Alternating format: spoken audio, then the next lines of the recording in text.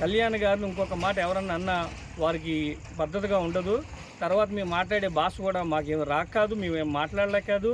కళ్యాణ్ గారు చెప్పిన మాట ఒకే మాట, ఎదుటి వారిని ఎవరూ సంబంధం లేకుండా మనం మాట్లాడకూడదు. దానికి ఉన్న విజ్ఞత వేరే, మనం ఇచ్చుకున్న మాట వేరే. సో ఒకని అనడం వల్ల చాలా ఈజీ, అది ఒకని అనేయడం వల్ల చాలా సింపుల్ మ్యాటరు. బట్ దాని వెనకాల ఎంతమంది బాధపడతారన్నది మనం ఆలోచించుకోవాలి. ఓకేవా? దాన్ని పరిశుద్ధంగా మీరు ఆలోచించుకుని దాని వెనకాల ఉన్న నీతి నిజాయితీ ఏంటి, కళ్యాణ్ గారు ఒక గొప్పతనాన్ని మీరు అర్థం చేసుకుని జనంలోకి తీసుకెళ్ళి కళ్యాణ్ గారిని మీరే మా ముందు ఒక సీఎం క్యాండిడేట్గా నిలబెట్టే అవకాశాలు వైసీపీ వాళ్ళు చేసినందుకు చాలా రుణపడి ఉంటాం మేము కూడా వాళ్ళకి. అప్పుడప్పుడు కొంచెం ఎలక్షన్ టైం వరకు ఫ్రీ క్యాంపెయిన్గా మాకు సాయం చేయాలని నేను కోరుకుంటున్నాను.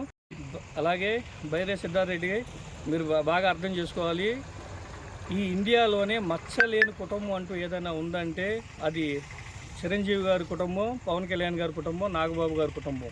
దీన్ని అర్థం చేసుకోండి. ఒక వ్యక్తిగతంగా మనం మాట్లాడడం కాదు, రేపు పొద్దున మనం చనిపోయిన తర్వాత మన వెనకాల నలుగురు వచ్చి మన జీవితం గురించి మాట్లాడుకోవాలి. అది మనకు కావాల్సింది. మీరు రాజకీయాలు ఏ విధంగా చేసుకోండి, రాజకీయాలు ఎవరికి సంబంధం కాదు. ఈ రోజున మీరు బొత్స సత్యనారాయణ కానీ రోజా కానీ ఎంత దారుణంగా తిట్టిన రాజశేఖర రెడ్డినే తీసుకొచ్చి మీరు ఈ పార్టీలో కూర్చోబెట్టుకుని పదవులు ఇచ్చుకున్నారు. సో అంటే దానికి అర్థం ఏంటి, మీకు కావాల్సినప్పుడేమో మంచోళ్ళు అయిపోతున్నారు, మీకు అవసరం లేనప్పుడేమో చెడ్డోళ్ళు అయిపోతున్నారు. దీన్ని బట్టే మీరు అర్థం చేసుకోవాలి ఎవరు వ్యక్తిగతం ఏంటి, ఎవరి జీవితాలు ఏంటి అన్నది. ఈ రోజున ఎంతో దారుణంగా తిట్టిన రోజాని కానీ లేకపోతే బొత్స సత్యనారాయణ కానీ తీసుకొచ్చి పార్టీలో కూర్చోబెట్టి ఎంతో ఉన్నతమైన పదవులకు ఇచ్చారు వాళ్ళకి. సో మీకు తెలుసు ఏంటి ఎలాగా అన్నది.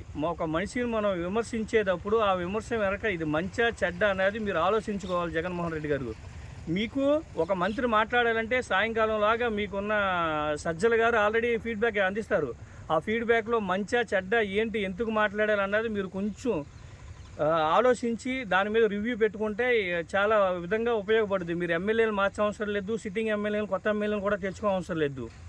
మీకున్న ఎమ్మెల్యేలతో మీరు పని చేయించుకుంటే సరిపోద్ది. ప్రభుత్వం మారే స్థితికి వచ్చిందంటే దీనికి గల కారణాలు ఏంటి, మీ దగ్గర ఉన్న ఎమ్మెల్యేలు 100 మంత్రులు 100 ఎమ్మెల్యేలు వీళ్ళందరూ కలిసి మీ యొక్క ప్రభుత్వానికి పడిపోయేటట్టు చేశారు. అదే మాకు జనసేన టీడీపీకి మంచి అవకాశాలు ఇచ్చే ప్లాట్ఫామ్గా తయారైంది. మీరే ఇంత సవ్యంగా పరిపాలన చేసుకుంటే ఈ రోజున నెక్స్ట్ గవర్నమెంట్ అన్న దానికి ఆలోచన లేకుండా పోను.